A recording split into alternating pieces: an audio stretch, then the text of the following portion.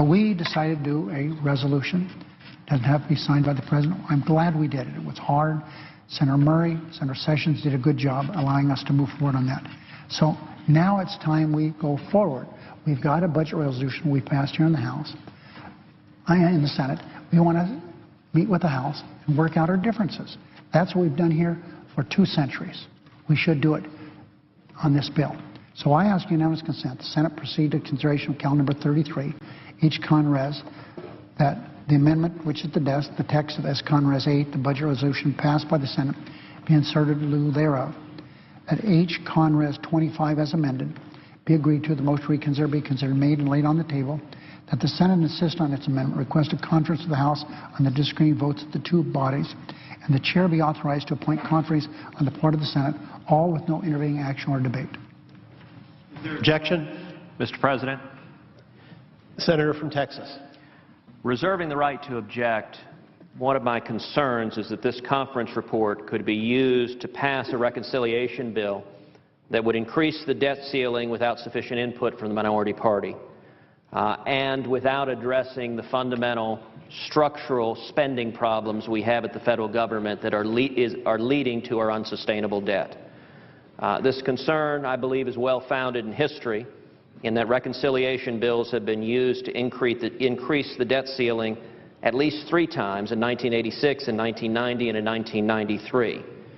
And so for that reason, reserving the right to object, I would ask consent that the leader modify his request so that it not be in order for the Senate to consider a conference report that includes tax increases or reconciliation instructions to increase taxes or to raise the debt limit. Mr. President. Is there objection to the modified request? I would make a comment before Majority Leader. A decision on that. The Senate considered the budget, and that's an understatement. We voted on more than 100 amendments, as I mentioned just a few minutes ago. It was hard. The votes were hard. Senate passed its budget. It should now do a conference that the Senate passed. It's our budget. Senator for Texas was on the losing side. He had his view, and it lost. But now he wants us to agree by consent to adopt the losing side's view, or else he's not going to allow us to go to conference. For more than 2 centuries, I repeat, the 2 bodies are able to go work out their differences. Senate passes something, the House passes something. You talk about regular order, that's it. We are able at that time to sit down and talk about the differences. Debt ceiling, he wants to talk about that. He wants to talk about Texas. Taxes, we're happy to do that. But let's do it in the context of regular order. That's what we should be doing around here. My friend from Texas is like the schoolyard bully. He pushes everybody around and is losing, and instead of playing the game according to the rules, he not only takes the ball home with him, but changes the rules. That way, no one wins, except the bully tries to indicate to people he has won.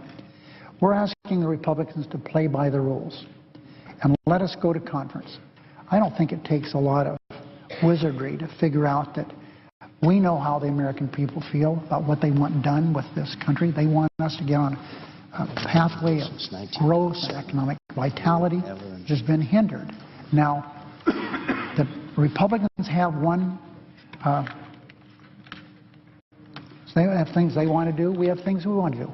Why can't we sit down as reasonable men and women and work out our differences? That's what a conference is all about.